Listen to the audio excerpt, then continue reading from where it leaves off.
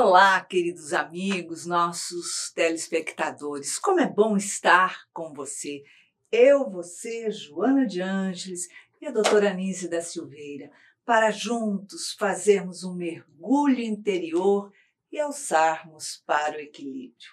O nosso programa hoje será um programa especial, um programa diferente.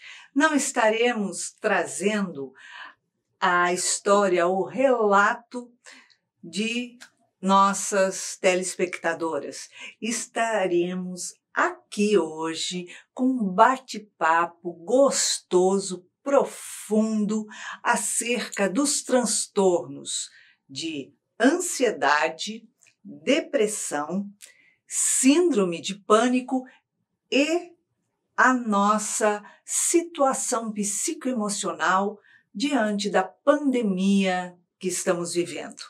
Um divisor de águas. Então, para isso, hoje, nós trouxemos um convidado querido, amigo do coração, o psicólogo Rossandro Klinger. Então, fique com a gente e participe do nosso programa para o próximo sábado. Vale a pena. Aqui, na TV Mundo Maior, envie a sua história 21 967 57 3999. Para o próximo sábado, a sua história estará sendo contada. E hoje estamos aqui com um convidado muito querido, um convidado do coração, amigo do coração, uma pessoa especial, que vem participar de uma forma diferente do nosso programa Reconstruindo Emoções. Hoje nós vamos falar de 3 transtornos: ansiedade, síndrome de pânico e depressão.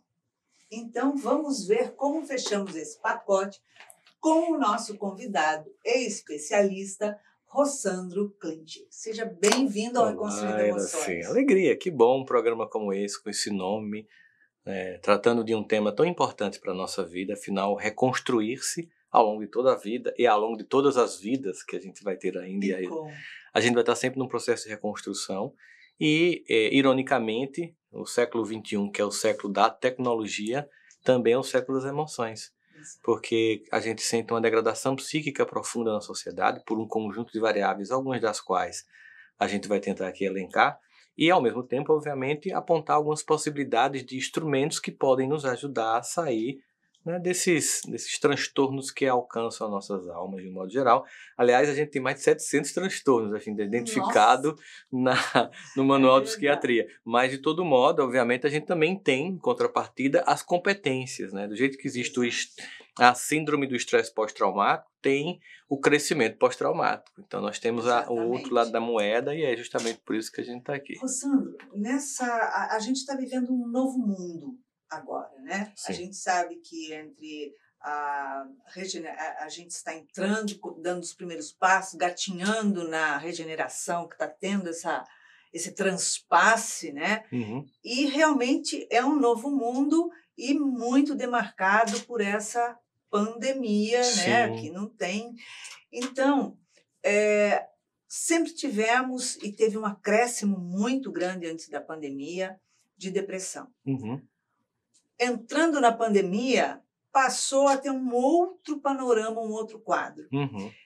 Qual é a definição que você daria dentro dessa pandemia para depressão e ansiedade? O que vem antes e o que vem depois? Dependendo do quadro que você já tinha na sua vida, claro que muitas vezes o paciente ele tem como sintoma de base uma depressão e tem como um sintoma secundário, comorbidade psicológica, aí, um transtorno psicológico, a ansiedade. Ou ele tem um quadro mais ansioso com traços depressivos.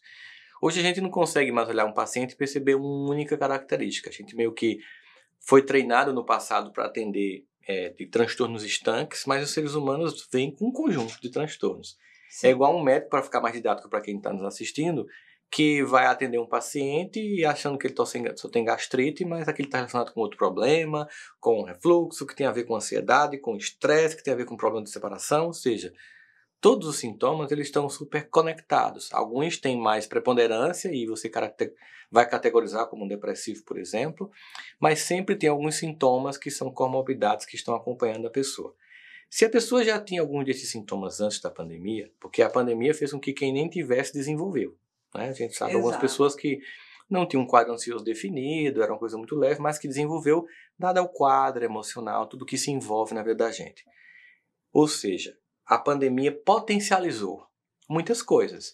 Potencializou, por exemplo, pessoas que estavam passando por um processo de descoberta pessoal, de se conhecer, que já vinham nessa caminhada, elas tiveram mais profundamente esse processo acontecendo. As pessoas que se negavam tiveram um encontro assustador consigo mesmos. Nossa, se deparar com o espelho. Eu recebi um desses, sabe aqueles prints de WhatsApp que a pessoa tem uma conversa com a outra, e daí eu acho que a pessoa deve concluir assim, não, a humanidade tem que conhecer isso aqui. Deixa eu printar e mandar para todo mundo. Que eram duas amigas conversando, aí uma fazia assim para a outra. Amiga, eu não aguento mais. Eu quero ir pro shopping, eu quero ir pra praia, eu quero sair. Eu não aguento mais ficar em casa, eu não suporto mais. Aí a amiga diz assim pra outra, amiga, que é isso? Aproveita esse momento rico pra você se conhecer. Aí ela responde, esse é o problema. Por quê? Eu me conheci, me odiei, não me suporto, quero sair de casa. Então, se a pessoa nunca tinha feito esse processo, pra ela tem sido uma violência. Se a pessoa já vinha fazendo esse processo, ela aperfeiçoa. Se a pessoa já tinha um quadro depressivo, eu vi duas reações disso, sabe? Eu vi duas reações assim, pessoas que tinham um quadro depressivo e que ampliaram, e pessoas que até ficaram um pouco melhores. E eu vi um caso muito curioso, foi quando uma amiga minha ligou para mim assim, Sandro, eu tô tão preocupada, essa pandemia, você sabe como a mamãe é depressiva. E eu disse assim, eu acho que você deveria ligar para ela antes de ficar preocupada, que eu acho que você vai se surpreender. Aí eu disse, por quê? Porque, veja só, também é verdade que, de algum modo, pessoas com depressão, elas já vivem em alguns quadros mais severos, isolamento social. Exatamente. Então, na verdade, sua mãe tem um treino que nem eu nem você tem.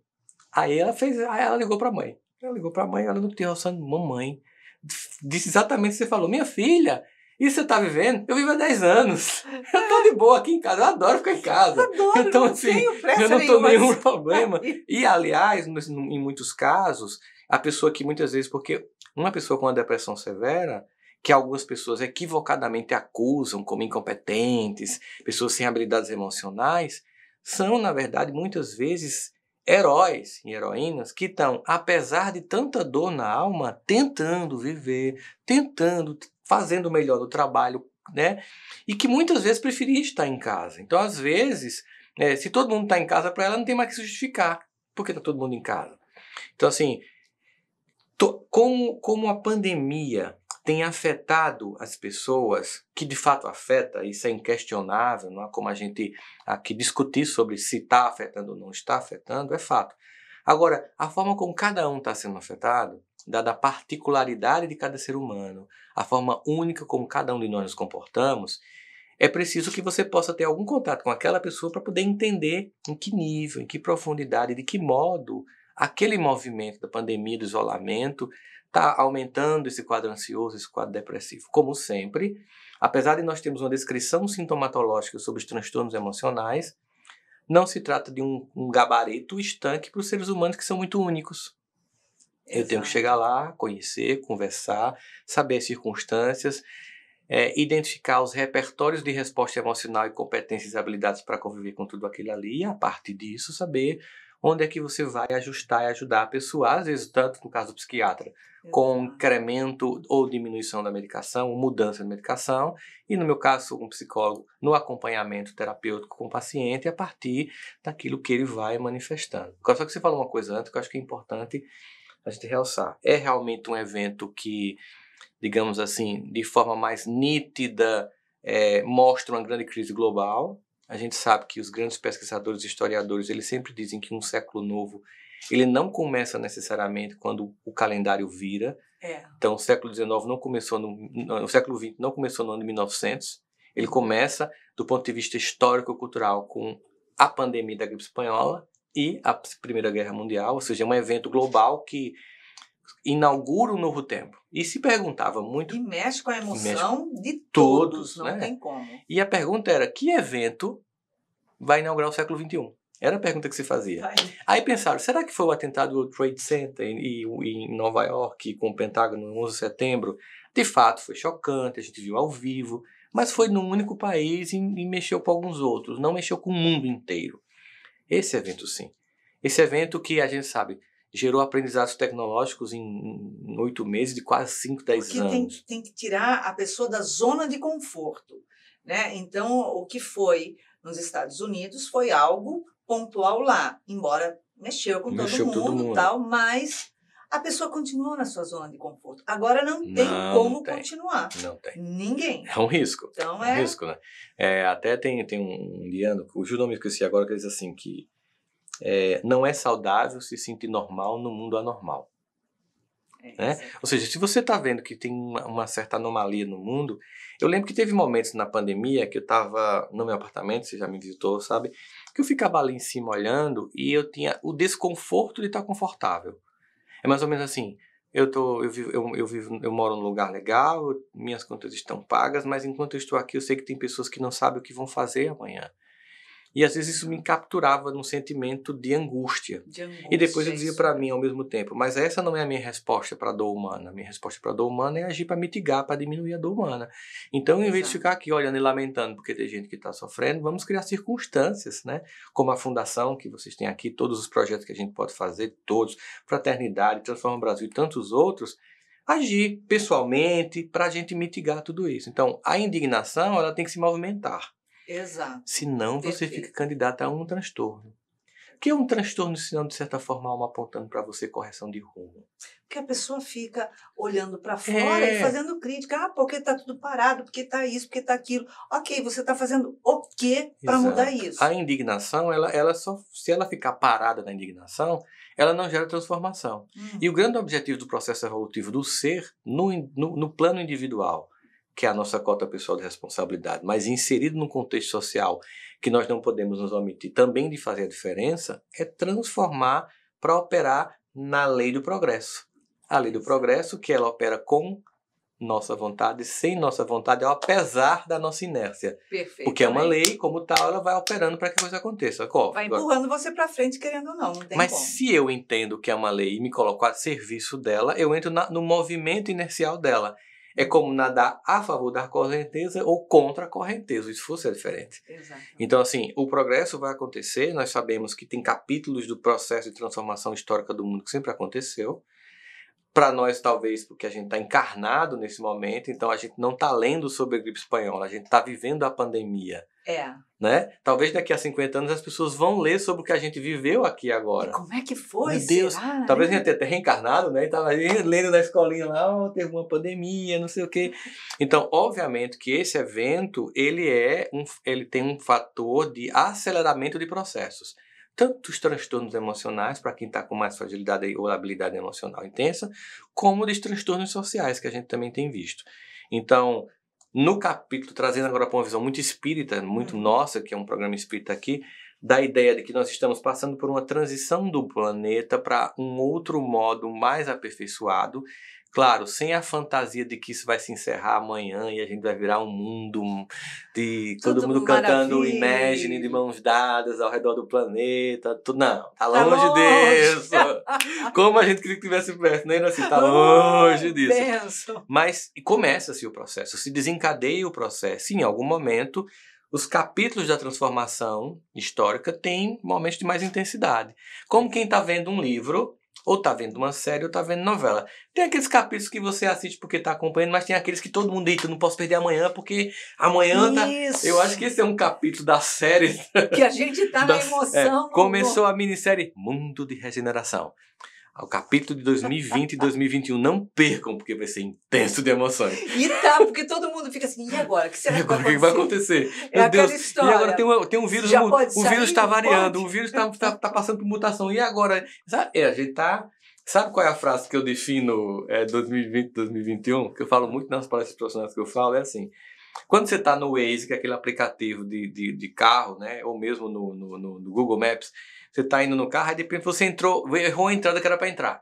Aí o Waze faz novo cálculo da rota. Não é isso? Então assim, a gente começou o ano aí, 2020, finalmente saímos de uma crise econômica, 2019, vamos entrar, vai bombar, não sei o que, aí a pandemia. Novo cálculo da rota. É Vão fechar as escolas. Mas não vão passar mais de uma semana fechada, nem um mês, faz mais de um ano. Novo cálculo da rota. Não, a vacina sai logo. Novo cálculo da rota. Era o tempo todo novo. Isso a gente chama exigindo de nós, seres humanos, um aumento da nossa flexibilidade cognitiva. A capacidade de se adaptar àquilo que a vida está colocando. Sim. Porque tem coisas que eu posso mudar, mas tem muita coisa que eu não posso. Exato.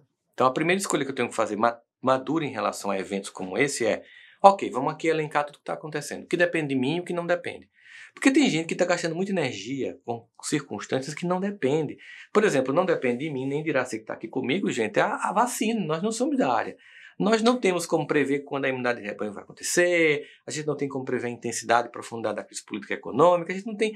Mas a gente tem que saber como é que eu vou reagir em casa no nosso casamento, ajudando as pessoas, se descobrindo ainda mais nesse convite da vida para a interioridade, que também se tem inteirando do mundo político, do mundo social, e agindo do mundo educativo, de escolas. Exatamente.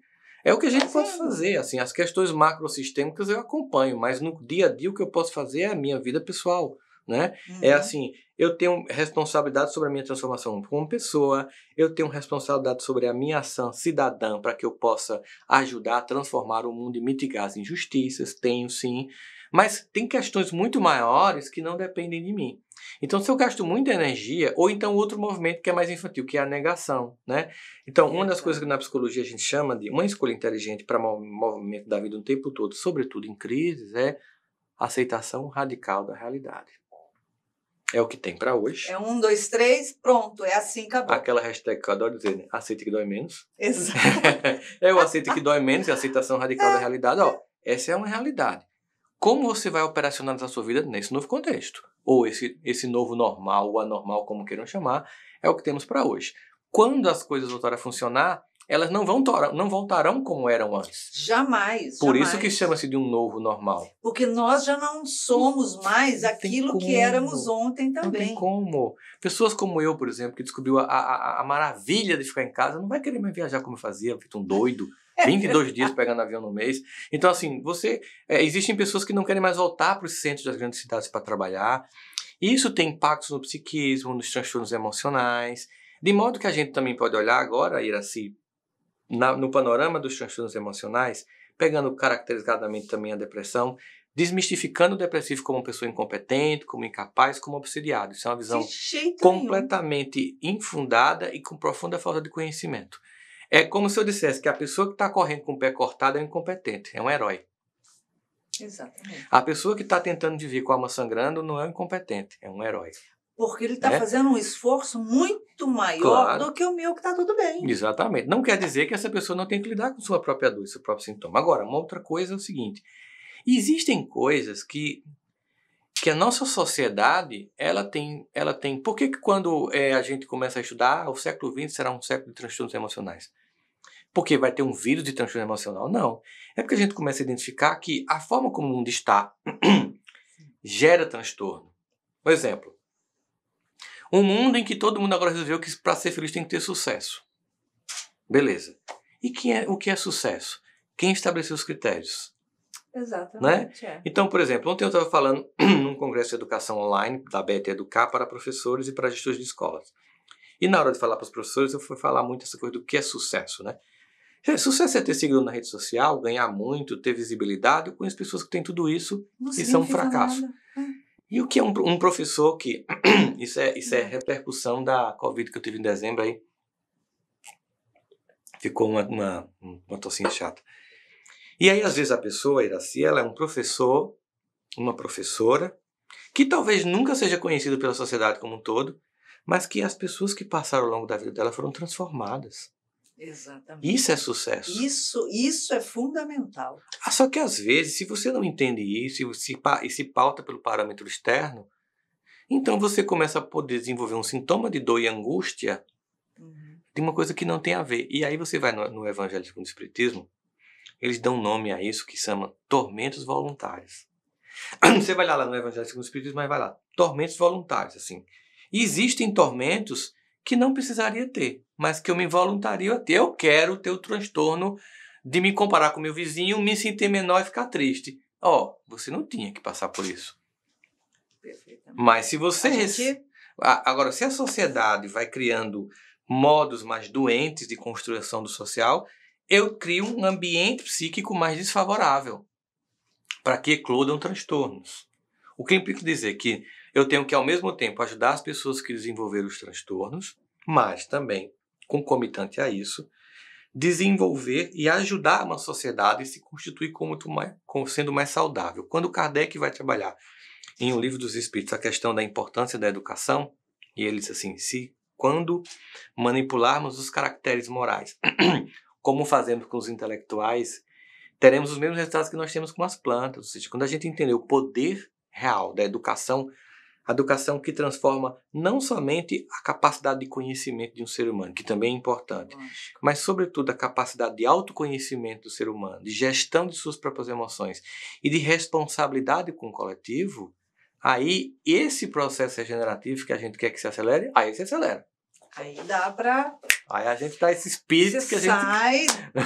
Você dá uma alavancada. Porque, por enquanto, a gente está muito lá no Santos. Eu vejo que a gente está aqui no Rio... Assim caminha a humanidade, com passos de formiga e sem vontade. Aí vem a lei de progresso e dá um empurrão de vez em quando. Puxa o tapete e fala assim, Bora. olha só, não é aí não. Esse tapete ainda não parou, continua atrás. Continua atrás. E é isso.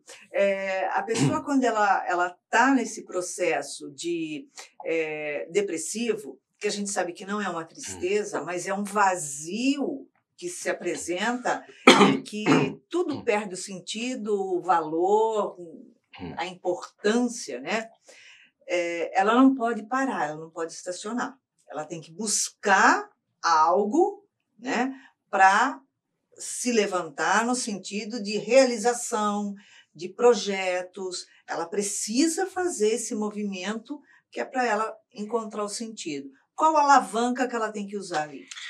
Uma coisa que a gente tem que ver é que, de acordo com a situação de cada pessoa que você vai analisar num processo que está com depressão e nível de severidade, que chega a essa perda de sentido e de indisponibilidade de sair, aqueles quadros clássicos que as pessoas acham que é tudo depressivo assim, e fecha as cortinas, não abre mais as janelas e não toma banho. Não é?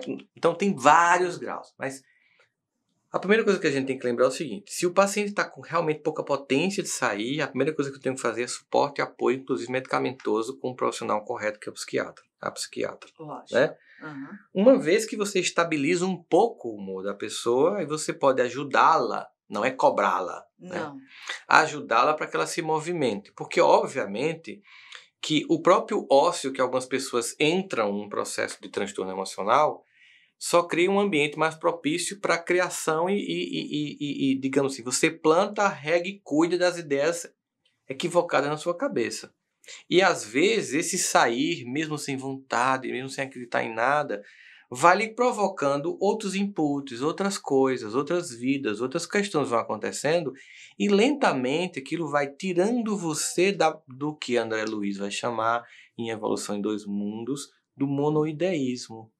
Da fixação numa ideia. Sim. Que você fica lá o tempo inteiro. E às vezes quando você sai, tipo assim, a vida não tem sentido, a minha vida é uma droga, aí você vai para um ambiente de pessoas com circunstâncias muito mais adversas que a sua, no entanto, reagindo. E aí você pensa, poxa, talvez eu precise mudar o meu foco, eu tenho que mudar a minha visão de mundo. E isso acontece na interação com os outros seres humanos. Isso é essencial. Na vida com as outras pessoas. É claro que em algum momento você pode estar tão dolorido que você nem consegue interagir. Por exemplo, seria como cobrar alguém que acabou de entrar num dia de luto, enterrou uma pessoa que ama, vamos pra balada comigo? Pra você se animar? Vai olhar e falar, não tem clima. Cara, não tem clima, não vejo sentido. Por mim, eu ia encontrar minha mãe, meu pai, meu irmão, entendeu? Então assim, mas ela vai sair daquilo. Mas naquele primeiro momento você tem que respeitar aquele mergulho necessário num processo de elaboração do luto. Porque ela tem que buscar onde que acionou aquilo também. Então, às vezes, o próprio processo depressivo pode ter aspectos, né? Não estou dizendo que mas ter aspectos de elaboração muito particular que é preciso que uma pessoa capacitada no tema possa falar ou se dirigir ou tratar essa pessoa. Porque há riscos de pessoas que não entendem muito querer se meter com isso, e aí né? É como qualquer... É como alguém, você vai passar na ponte construída por um cara que acha que é engenheiro, mas nunca foi. Então, assim, existem todas essas coisas que a gente vai levando em consideração pela seriedade que tem. Mas, do modo geral, as pessoas, quando elas saem, quando elas vão fazer alguma atividade, elas podem resgatar um sentimento digamos, propósito e, ao mesmo tempo, desconstruir as ideias equivocadas que elas estão nutrindo e que os processos espirituais que nós conhecemos se aproveitam e reforçam como ideia. Sua vida não tem sentido, você não vale nada, ninguém vai sentir sua falta. Me diga se a estratégia mais, digamos assim, competente de destruição de uma pessoa é convencer ela de que ela não é importante, que ela não vale nada, de que ninguém vai sentir falta, de que ela é um peso na vida, que é um discurso contrário a um pai que a criou, que a ama profundamente, a conhece com todas as suas deficiências e ama a si mesmo. Ele não criou ninguém para não ter sentido, para não ter né? sentido. Então, assim, quando você desacredita de si, desacredita de Deus também. E aqui não se trata de dizer que coisa feia tá desacreditando de Deus. Não é isso, porque Deus não tem ego para ficar machucado com isso. De jeito nenhum. Não, é assim, é tipo assim, mas, sabe? Imagina um bebezinho e o pai, eu sei que você vai ser massa, mas eu não consigo colocar esse bloquinho aqui. Mas você é um bebê ainda, você não vai viver a vida inteira bebê, né? Então, assim, se permita continuar no seu processo, porque, claro, vai ter dia de dor, mas você vai crescendo. E aquilo que hoje parece impossível, amanhã acontece. O aprendizado, seja o aprendizado intelectual ou emocional, ele é assim, você começa a não ver resultado. De repente, se acumula e você... Tipo assim, você está aprendendo um idioma. Aí você olha e fala, não estou entendendo nada que essa pessoa está falando. Aí começa lá. Aí você começa aí de repente você está assim em casa, tipo 6 meses depois, 1 ano depois, aí você está assistindo uma série. Eu entendi o que ele disse. Aí você fala, eu estou aprendendo. Mais ou menos a vida emocional é assim. Ali eu estou fazendo o meu esforço, aí eu não consegui, eu não estou conseguindo. Mas não vai vindo do dia para a noite essa paz, essa serenidade. Insiste. Quando você pensa que não, eu não sinto mais aquela angústia. Aí eu estou respirando sem opressão, entende? Então, e ninguém faz esse caminho por nós. Eu posso desejar o máximo de... Eu posso ter um amor profundo por alguém, desejar tudo de melhor para ela. Eu posso fazer todos os tratamentos em qualquer religião do mundo para tentar ajudá-la espiritualmente nesse sentido, mas existe um movimento pessoal que é intransferível que tem que ser feito. Correto. Agora, olha só, dentro desse panorama, né, depressão, síndrome do pânico, medo, culpa, a situação econômica e todo mundo se fechando, quer dizer, pelo menos buscando se segurar naquilo. Então, a família teve que se conhecer e não tem para onde fugir. Né? Igual a mulher do WhatsApp. Exatamente, não tem para onde fugir, porque por mais que ela queira sair de casa, ela não sai de dentro dela. Exato. Né? Ela vai ter que se entender. A ansiedade. A ansiedade é um fator gerador de transformação nesse momento, ou a ansiedade é algo que está de uma outra forma, aparecendo num contexto assim, familiar com todos, ou mais uma pessoa ou outra pessoa, devido a essa situação? A vontade de antecipar um cenário é algo muito humano, né? Pô, como é que vai ser amanhã? Por exemplo, estou aqui com vocês, vai fazer o seminário, daqui a pouco eu tenho que correr para o aeroporto pegar um voo, né? Então, se fosse um dia normal, eu poderia estar mais ansioso com o trânsito. Será que vai dar tempo? Agora, transformar isso numa rotina psicológica para todos os eventos, como é que vai ser o café da manhã, e não sei o quê, e o emprego, isso vai fazer com que você drene energias e você vai sair de uma coisa que seria uma reação humana normal de expectativa para um transtorno, com graus variados. Ansiedade generalizada, então tem vários graus, que aqui não vai analisar item por item. Isso quer dizer o seguinte, que quando a ansiedade parte para qualquer coisa que começa a drenar sua energia e ele deixa funcionando menos, digamos assim, ativamente na vida, ela passou a ser um transtorno. E como tal, ela passa a atrapalhar e não estimular. Não se trata de uma coisa que estimula. Porque nesse caso, há uma tentativa, e aí você tem 2 quadros, né? Nos casos mais depressivos, há uma tonalidade de passado, com mágoas de pessoas, situações ou saudosismo de coisas que aconteceram. E no caso da ansiedade, uma busca muito pelo futuro para a solução de coisas do presente. Nesse caso, tem um grupo de pessoas presas ao passado, um grupo de pessoas presas ao futuro e pouca gente vivendo no aqui e agora, que é o tempo que a gente tem para transformar as coisas. Que é aproveitar esse momento. Se eu gasto energia no passado, falta para o presente. Se eu gasto energia no futuro, falta para o presente. Claro, aí desenvolver as muitas estratégias emocionais, psicológicas, contemplativas, meditativas, de prece, de oração, para se concentrar, para ficar aqui presentemente. Ontem eu estava em São Paulo e eu fui dar uma volta no Ibirapuera, que é o nosso Central Park, aliás, eu assim, em muitos aspectos muito mais bonito, né? E pouco Sim. conhecido pelo brasileiro. E tinha um cara lá, no meio do parque, aquele rolo de gente caminhando e tal, assim. Meditando. Eu disse, olha que capacidade de silenciar tudo isso ao redor para centrar-se nele, né? E aí eu parei assim, só para ficar olhando a minha forma de meditar, né? De ficar olhando aquela paisagem verde, aquele espetáculo da natureza. As carpas no lago lá, e vendo tudo aquilo ali. Então assim, e dizendo como muitas vezes, na ansiedade da vida, a gente passa por lugares lindos e não percebe os detalhes. Com certeza. Eu tenho tido pessoas que têm narrado, por exemplo, que começou a ver coisas na casa que nunca viu. Durante a pandemia, no isolamento. Chegava, trabalhava, dormia, não sei o que, acordava, parará. Aí de repente parou e fez... Poxa, que bonito esse jarro. Nunca tinha visto, ó, que lindo, então ficou tão bonito aqui. Aí teve gente que começou também a ver, cara, tem que estar pintado nessa parede. Meu Deus, tem uma rachadura aqui. Olha, aí aquele chuveiro que tava pingando, que você, não, um dia eu chamo, eu conserto. Mas isso não aconteceu só na casa física. Aconteceu na casa interna. Alguns começaram a perceber paisagens bonitas. Poxa, olha que gesto bonito. E outros, meu Deus, tem uma sombra aqui que eu nunca tinha percebido. Então esse movimento de vem para dentro que a pandemia fez, né?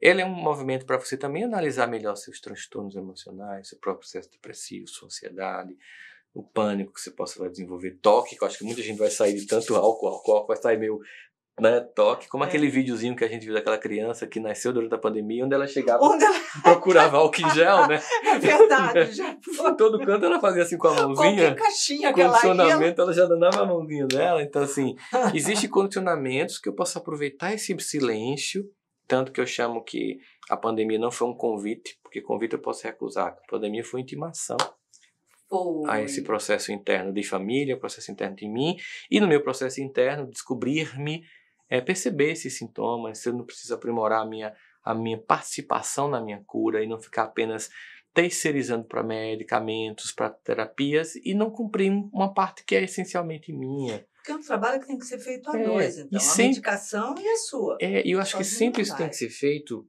nunca sob a égide da acusação e da culpa, nem dos outros, nem de você mesmo. Tão somente com o sentimento de que eu tenho uma responsabilidade nesse contexto pessoal, de fazer a minha participação e tentando, assim, como quem está aprendendo uma coisa nova, fazendo, de repente eu entendi a frase, eu entendi o texto emocional e vou começando a ler melhor a legenda da existência. Perfeitamente. Rossandro, no caso da síndrome de pânico, a pessoa não tem nada... Ela não tem depressão, que ela saiba, né, consciente, ansiedade. E, de repente, ela começa a ter um sintoma, a ter isso, a ter aquilo, vai no médico e fala, olha, você está com síndrome de pânico. E aí? Onde foi essa válvula que acionou isso? O gatilho que faz com que alguém comece a ter pânico é muito particular. Já vi pacientes que começavam com pânico, que um dia estava na fila do banco, de repente vi um sentimento de que, e se eu passar mal aqui e ninguém me conhece, não me socorrer, e por causa daquilo começava a ter pânico. Ou ia descendo uma escada rolante, meio que tropeçava, chegava lá embaixo e começava, e se eu tivesse caído, se eu tivesse morrido? Aí por causa daquilo engatilhou um processo de pânico. Na verdade, a gente sente, há muitos estudos tentando explicar, que talvez existam muitos fenômenos atuais da sociedade que criam um ambiente mais propício. E existem épocas da humanidade em que certos transtornos emocionais são mais comuns. Sim. A neurose na época das repressões sexuais e tal. E hoje em dia a gente tem outros como pânico, ansiedade, depressão, né? Então você vai tendo que um conjunto de movimentações sociais e culturais vão criando um caldo psíquico para alguns transtornos. Mas, de algum modo, eu penso muito como se fosse um sistema de, dá uma olhada para dentro que você tem se recusado. Mas eu queria falar um pouquinho da fisiologia do pânico, para que as pessoas pudessem entender muito como é que funciona. O nosso cérebro tem uma área que é uma área mais racional, que foi a última a ser desenvolvida. Tem uma resposta extremamente instintiva, que é como se fosse aqui, como se fosse aqui, Imagina isso aqui é o cérebro. Tem a parte instintiva, é o chamado cérebro reptiliano. Aí tem um cérebro emocional, que aqui tem a amígdala cerebral e outras áreas do cérebro responsáveis por isso, e o racional. Tá bom? Então, eu estou em casa à noite. Bem tranquilo, sei lá, vendo uma série na internet, aí de repente... Aí eu faço isso, né? Movimento, qualquer pessoa... Porque faz assim, É muito, exatamente. Aí a emoção... Só que como você está com o cérebro racional tranquilo, aí ele vai e lhe informa. Iraci, se aquela vassoura que você deixou na área de serviço caiu. É um som conhecido, você lembra que passou e viu, eu tenho que ajeitar essa vassoura senão ela vai cair. Você vai ficar tranquila. O que acontece com o pânico? Faz e não volta. Aí você fica com medo e você, mesmo sabendo que não tem nenhum perigo, todo o sistema de resposta de fuga, de correr, vem à tona. Palpitação, sudorese. Porque aquilo é para te dar energia para você correr de um perigo eminente. Como o perigo não existe, é como se você estivesse aqui. Aí você começa... Tanto que os pacientes com os primeiros sintomas de síndrome do pânico procuram o cardiologista. Porque acha que vai morrer. Eu falo, olha só, ninguém nunca morreu de síndrome do pânico. Não mas quem está tendo a crise na hora, não adianta você dizer isso. Não adianta eu tive duas quase crises de pânico, que para mim foram didáticas, porque eu senti muito o que os pacientes sentiam. Mas como eu identifiquei os sintomas e fiquei trabalhando no racional para meu cérebro racional voltar, cobrir o emocional e reptiliano e eu dar uma resposta mais racional, foi assistindo um filme, foi até Carandiru. Tinha uma fuga do presídio e uma pessoa ficava presa no túnel debaixo da terra. Nossa. Quando eu vi aquela cena, o cinema lotado de gente, eu comecei... Eu tenho dificuldade quando eu tenho que fazer tomografia. Eu vou confessar para vocês um medo meu. Quando eu fazer tomografia, minha esposa já nem tem que ir comigo. Porque ela tem que ficar tocando no meu pé. Pra dizer, você não está enterrado, você está vivo, eu tô aqui. Porque você entra naquele buraco ali, parece um túmulo, né? Assim. Gente, eu durmo. Eu queria eu. Eu entro. Eu fico assim, aí eu falo assim, não vou abrir o olho, não vou abrir. Quando eu abro aquele negócio assim, ai meu Deus, eu abri o olho. Aí ela, calma, eu tô aqui. Então, quando eu vi aquela cena, me deu uma sensação de claustrofóbica. Aí eu fiz, calma, Rossandra, isso é um filme, você tá no cinema, tem portas. Aí eu deixei de olhar a cena. E outra vez eu tava no voo, na cadeira da janela, e começou a... Meu Deus, né? Aí eu parei, aí eu respirei, aí eu disse assim, Sandro, meu filho, medita. Você vive viajando e fazendo palestra. Se você tiver pânico de pegar avião, você acabou com sua carreira. Baixo. Assim, claro, nem todo mundo vai ter essa resposta na hora, né? Sim. Mas assim, quando você está na crise, você não consegue ter capacidade de racional. Só que ela vai durar aí 20, 25 minutos e depois o cérebro volta. Só que esse dispara é muito, digamos assim, perde muita energia, esgota a pessoa. Com certeza. E a gente sabe a dificuldade que é dentre todas essas situações que têm acontecido e a pessoa buscar dominar essa emoção. Porque, na verdade, a gente não tem domínio sobre nada. Nem sobre a vida, nem sobre as coisas, nem sobre a morte. Nada, né? A gente está aí caminhando, seguindo, né? E nesse movimento pandêmico todo que vemos, né? Que todo mundo acha que no mês seguinte acabou tudo, né? No mês seguinte novo é mais um mês, não é? Muda a rota. É isso aí. Qual é o ganho que está sendo, que está tendo efeito, digamos assim, durante a pandemia? Porque tudo na vida a gente sabe que tem um lado que não é bom, mas tudo a gente tira uma coisa boa. Tem. Agora, só tem uma coisa que eu acho que a gente tem que pensar, é que, embora isso seja verdade, você está dizendo, que tudo tem dois lados, nem todo mundo consegue aproveitar. É verdade. Por exemplo, a gente sabe que a pandemia tem convidado as pessoas a perceberem que, digamos assim, as injustiças sociais ficaram mais explícitas, né? Tanto que no início da pandemia era: estamos todos no mesmo barco. Aí uma pessoa fez: como assim?